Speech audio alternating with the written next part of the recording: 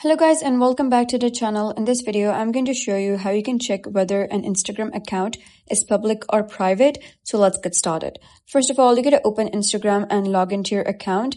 And after that, you're going to head over to any of the profile that you wish to connect to. For example, I'm going to click on this one and you can see that I'm not following this account, but I can see all the photos, all the posts, even the stories. That means that this account is public.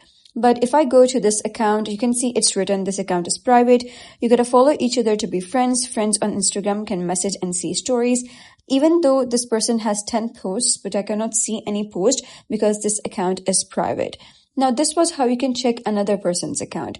But if you want to know that your account is private or public, you gotta click on the profile icon here at the bottom right. After that, you gotta click on the 3 horizontal lines at the top right, and you'll be redirected to settings and activity. Here, you're going to scroll down and you'll be able to see an option that says account privacy. So once you click on that, you'll be able to see it says private account and it is toggled off. That means that my account currently is public. If this is toggled on, then that means that this account is private. So well, that is how to check if an Instagram account is public or private. So if you found this guide helpful, please consider subscribing and leaving a like. It really helps me out, and I'll see you next time.